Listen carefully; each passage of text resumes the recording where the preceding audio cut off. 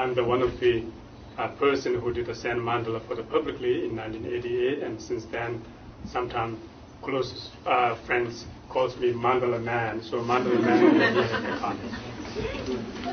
What is a mandala?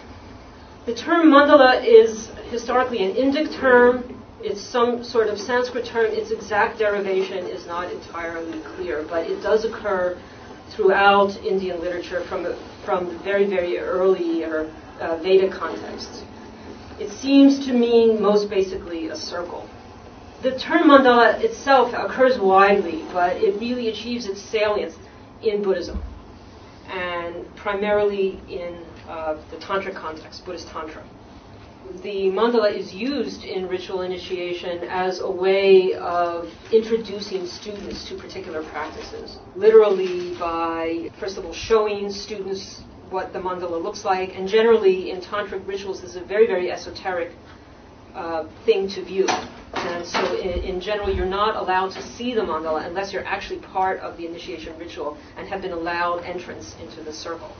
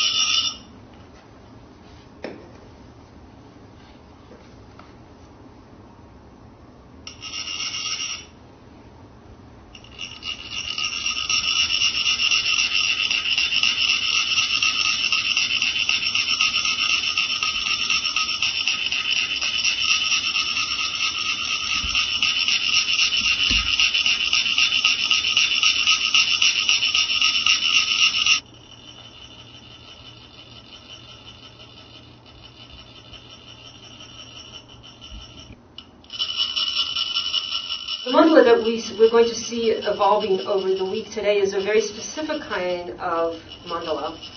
It's basically what's called in Sanskrit Bhava Chakra, or in Tibetan the Sipa Korlo. This is the Buddhist wheel of life.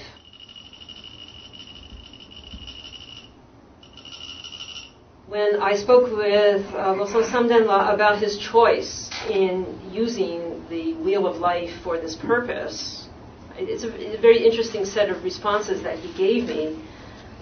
First of all, that although it is the case that Tibetans these days are building sand mandalas quite regularly in many places, there is a bit of a discomfort about that because, as I said, those mandalas, tantra mandalas, are very esoteric and they're meant very specifically only for a certain ritual context. Tibetan Buddhism and Buddhism in general has ways of handling that by often the sand mandalas that are built will be based on certain esoteric structures, but the actual images are more symbolic and less explicit than they might be in the actual ritual context.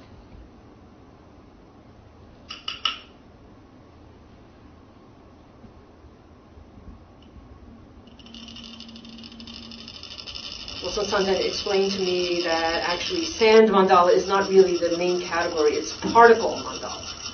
So sand just happens to be a handy type of medium to use. It has something to do with the time needed to create it,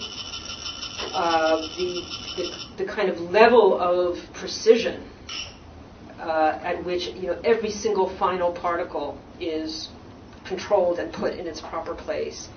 And then also as a really beautiful symbol of the Buddhist principle of impermanence and change. And so it is a very cathartic event because one does become very fond of these things, and then to say, wait, no, not so fast, let's keep it for a while, and then, boom, no, it's in the river.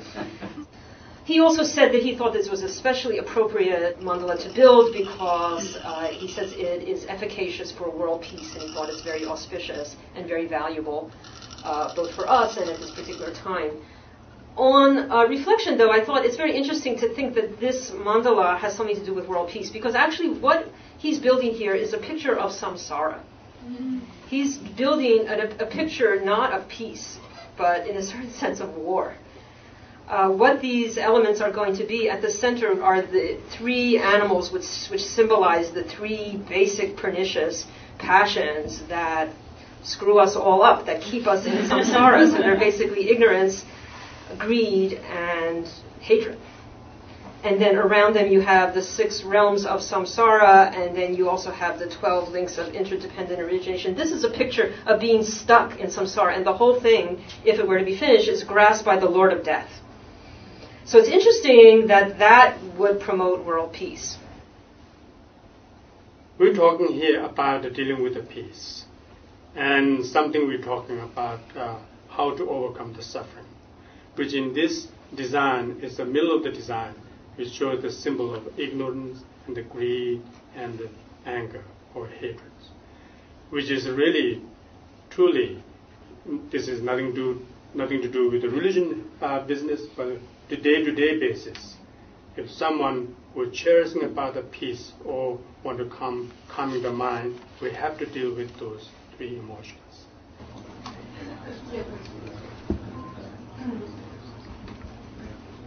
Anyone like to try this?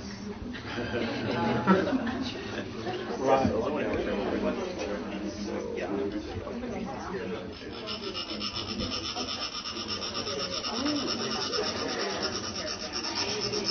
There's a variety of ways that mandalas are actually used in the ritual context, but one of them is just simply to show people what the mandala looks like. For showing them is so that you can then visualize the mandala yourself in various kinds of visualization practices. So you get an image of it and then you can memorize it and then in fact reenact it in your mind. There's also important information about the structure of the mandala that are meant to be applied outside of the ritual context. So in many ways the mandala will become an ideal map of the world or of reality or of experience, so that if you understand the mandala well, when you then enter back into your normal everyday life, you can use principles and structures that you know from within it to order and understand your experience everywhere. So in some senses, for the highly specialized tantric practitioner, the whole world is one's mandala, and you actually continually visualize the mandala in your daily life, in the way that you're interacting with people and the way that you're understanding your own emotions and your own experiences. At a more advanced level, my understanding is that the purpose of the mandala is subjective experience at itself. So pleasure, enjoyment, by which I mean very ritually, technically guided types of experience. This is one of the places where for example, tantric sexual practices at a very, very advanced level are associated with the mandala.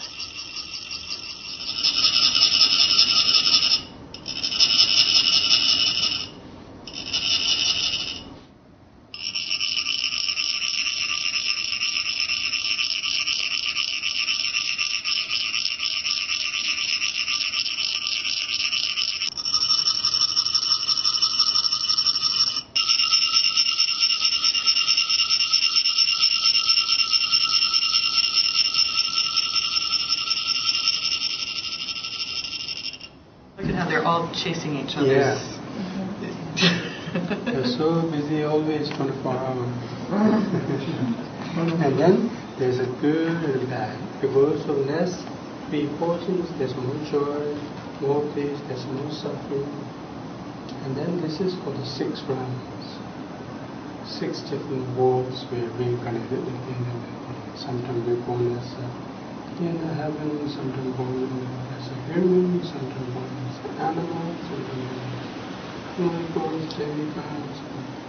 So somebody who's new to the image, the completed image, Is there a way to read the story within the mandala?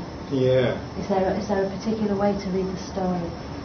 In terms of, in this case, we need to tell the story from the middle. From the middle from the center. to the So end. all these activities, good and bad, not good or bad, in terms of these three. Three, either we call it three poisons or three medicines, or how you look at it. But these three are really like a fuel to run everything. Yeah. So the whole wheel is powered by the distillation in the center. And then in here, the blue is the consciousness. And in a sense, element aspect, blue is the space, but another thing is the blue represents the consciousness.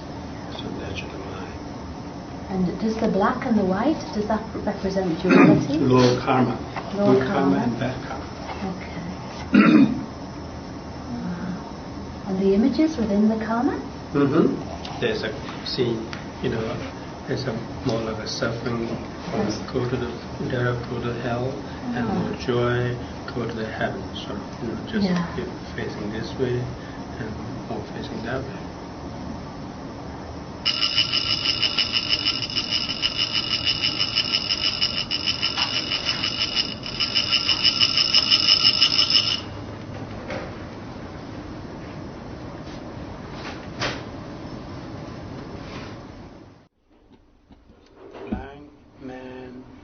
Suppose going to the different direction but are lost. So it's ignorance. Number 2 to number 3.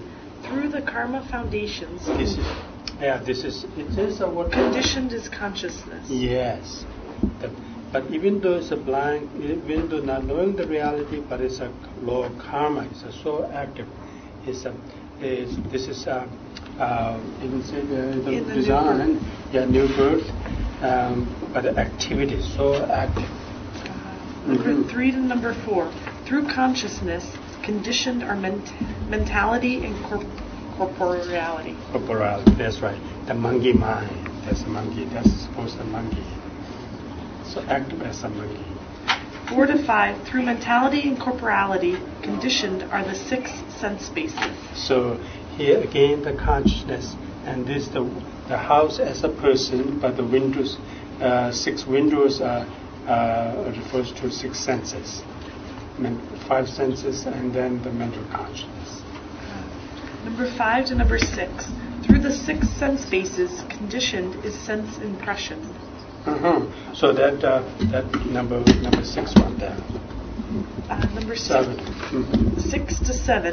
Through sense impression, condition is feeling. Yeah, and there you go. Then the subject and object, and then the feeling.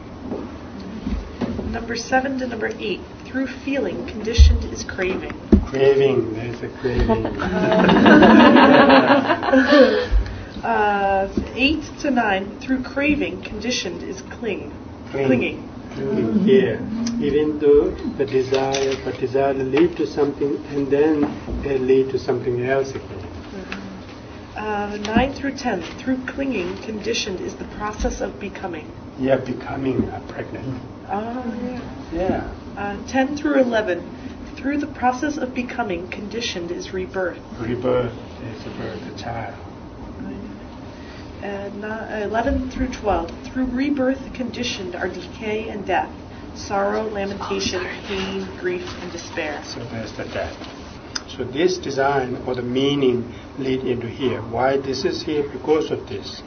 Why this is here? Because of this. So it's interdependent, interconnectedness. To overcome suffering, we need to know what are the sufferings. And then if we understood the suffering, and then there we have some kind of chance to think what causes the suffering.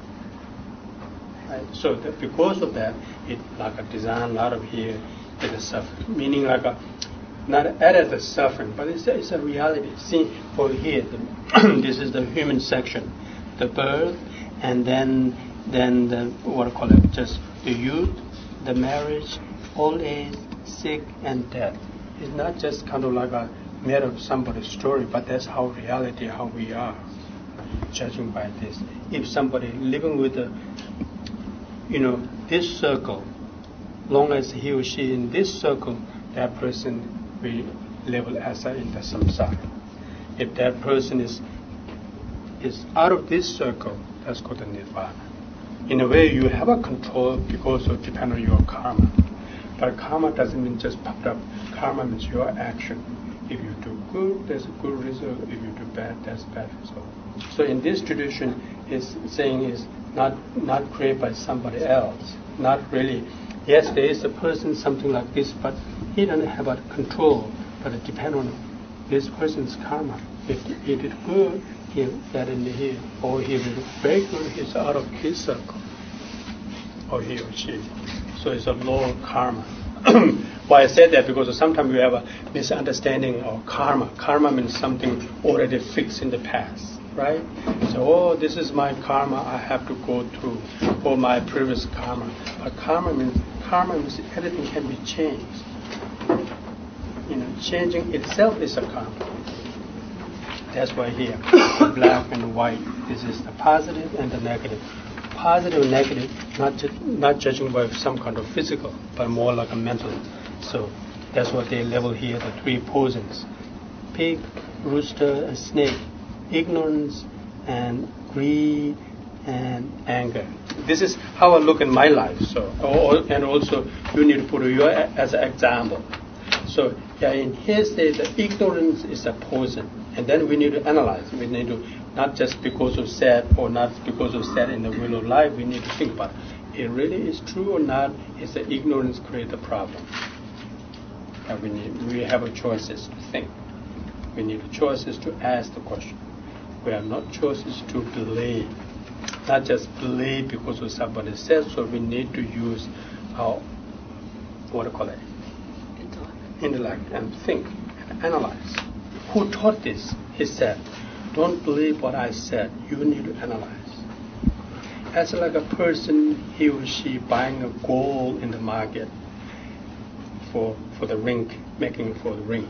That person truly analyze so much. Sometimes the gold we need to see that it is a pure, not we just scratch, wrap it, and they will know if that's a real gold or not. And sometimes we need to cut it down and look at it. Or sometimes we need to burn it. So as like that, he said, as like that, to don't believe what I said. Don't believe because of somebody said. You need to analyze. And then you need to think and meditate. Again, the meditation doesn't mean to sit and quiet and peaceful and just quiet. That's not really a meditation. Sometimes we think that. Right now you are meditating. Right now you are meditating. Right now you are meditating. Meditating about this meaning. That's called a meditation. So 80%, 85% of Buddhist meditation is analytical meditation. To examine, think, why this all about? So the leg, sometimes leg has a lot of movements because the air. So then, as long as there's a lot of movement, we really don't know what's going underneath. So similar, your mind, peace of the mind. See, the monkey mind. Yeah, we all close our eye and look into your mind. Really look into your mind. See, it's really monkey mind. It's jumping around. See, each has really a meaning. So this is nothing to do with our religion or philosophy. This is real life talking about. So the long as the leg has a movement, we don't see the reality. So if we wanted to see really what underneath the leg, and we need to slow down the movement. More to slow down the leg, there's a more chance to see the nature, the reality of the leg. So the shamatha, they call it shamatha, and vipassana. Shamatha is we need to stop the movement. Then vipassana means then what we're going to do. Now legs not moving. Now what we're going to do? Now we need to use it. How we're going to use it is just to see what in underneath there. Not only underneath there is that they put an example. Your mind, your analytical meditation, analyzing of thoughts is like a golden fish. The golden fish how do I say that? Swimming. But golden fish are not disturbing the lake. Lake's not disturbing the fish. So it goes to hand. So the blue, and all this design is where? What is the background here? The blue, right? The blue, in a sense, element aspect is a space. But more than that, blue represents the nature of the mind. The nature of the mind. Do you understand what I'm saying? Nature of the mind.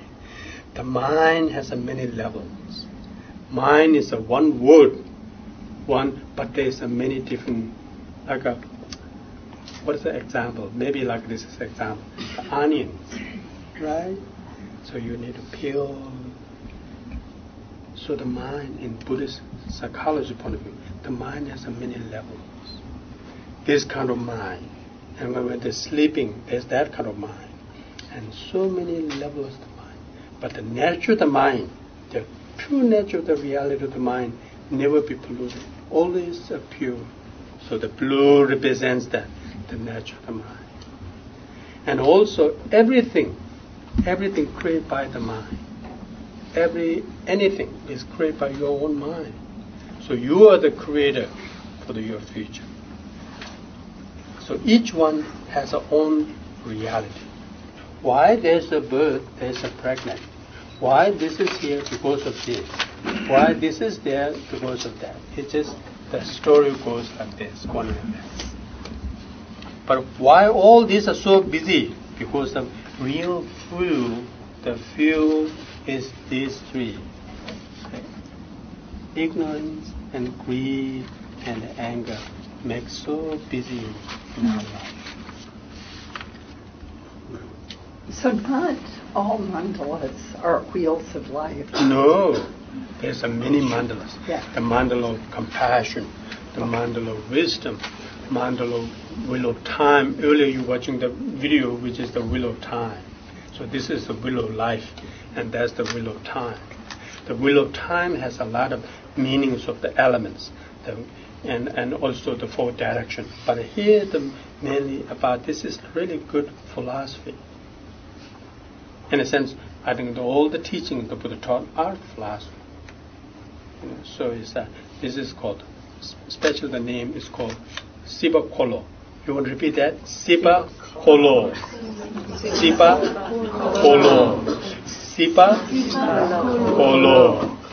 Yeah, Sipa Kolo. Sipa Kolo. Sipa is the samsara. Kolo is the circle. There's a story called the rabbit and a story for the four animals. Which would you like to hear? The rabbit. Rabbit, yes. This is a story of compassion. There was a rabbit. So rabbit, born as a rabbit, and the rabbit thinking, okay, I'm a rabbit, but what I can do, not only just finding my own food or home, but what I can do for the other. So rabbit's thinking. So then rabbit telling himself, well, I really wanted to do my life for useful, not just only for comfortable for my life. I wanted to do something for the others. So rabbit is living in the forest. He's so busy for helping others, other animals. If they didn't find the water, the rabbit goes around to show them water. And they didn't have enough food, rabbit runs there to get the food. So rabbit constantly busy doing helping others. Right? Are you following my story? Okay. So rabbit is doing such a magnificent job. But then there is a deity who's seeing the rabbit's activity. And deity was a deity, did I say right? A god or deity. So he's so impressed by a rabbit doing this kind of job. Oh, so amazing. But then the deity wants to check really how much he can do for the real, in something very intense. So the deity appears as like this man. This is nothing to do with this story, but I'm just showing where the person who never found the food many months, very skinny, and almost nearly to die. So rabbit appeared. No, the deity appears that kind of person. So came to see the rabbit.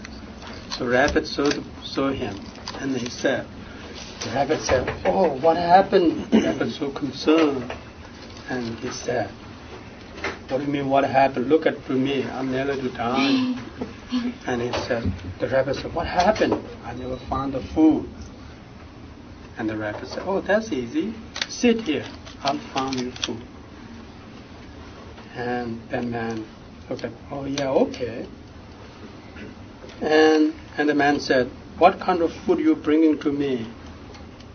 And the rabbit said, "We have a lot of fruit. Lot of fruit." And the man said, "I never eat the fruit." No, he's an interesting man. I never eat the fruit. And then rabbit said, "No." He said, "No." He said, "It's good to eat the fruit." He said, "No, I never eat the fruit. Let me die." And then rabbit got a little disappointed. Rabbit, his commitment is he wanted to serve for every living being. But in here case, rabbit wanted to do something, but he can't now. Rabbit disappointed. Sit quiet. What I can do? Oh, rabbit got an idea. Rabbit said, "Oh, I have an idea. Listen to this." "Okay, I thought I'll bring food for you, a wonderful fruit, but you never eat the fruit, or you don't want to eat the fruit. So you only eat the meat. So that's really too bad. But I have an idea. This is my idea is you should eat me. I want to give my body to you to save your life." So man said, "Look at the rabbit. You're so cute. How can I eat you too?" And the rabbit said, "No, because you eat me really. I will give it to you, and that way you'll be alive. I'm okay. Let me die." And then the man said, "No, because how can I kill you? This is not that good idea." Rabbit said, "Well, I have an idea. Let's put a big fire here. Big fire," and I jumped, and rabbit barbecue here. So you eat it. Right? And then man said, "Oh, I know rabbit has a good idea. You have a really good idea. Let's do that." I know. So then they put a big fire. And what did rabbit, without any hesitation, rabbit ran and jumped to the fire. And rabbit jumped to the fire. The minute the rabbit jumped to the fire, there's no fire. And then man, he's not an ordinary man, he's a deity. He said, "Oh, I know, really you're so remarkable. Born as a rabbit, but really you have such courage helping others. So I'm taking you to the moon. I draw your design in the moon." So that's why sometimes when I look at it, it looks like a rabbit design on the moon.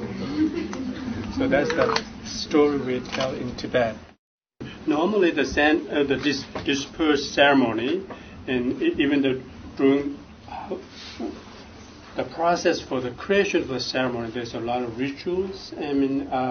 And then the dismantle also takes a whole day from the morning and to evening. But here, what I'm doing is for the art exhibition, nothing to do too much the ritual, and for the education purpose, which this kind of mandala or whole as a Tibetan culture is a matter of time how long it's going to remain on this planet. It really is a fact. So the ritual is a very simple, not ritual, or there's a short prayer. Short prayer, what I'm praying is like the wisdom being, we'll call it wisdom being, to the blessed by the so many living artists to bless this, and wisdom being to live for the wisdom, and then the rest of just the sweeping up together. We're saying anything you participate for the mandala, it creates cumulus merit. Did I say right? The merit. And also, this is the art, and we're doing something for the goodness.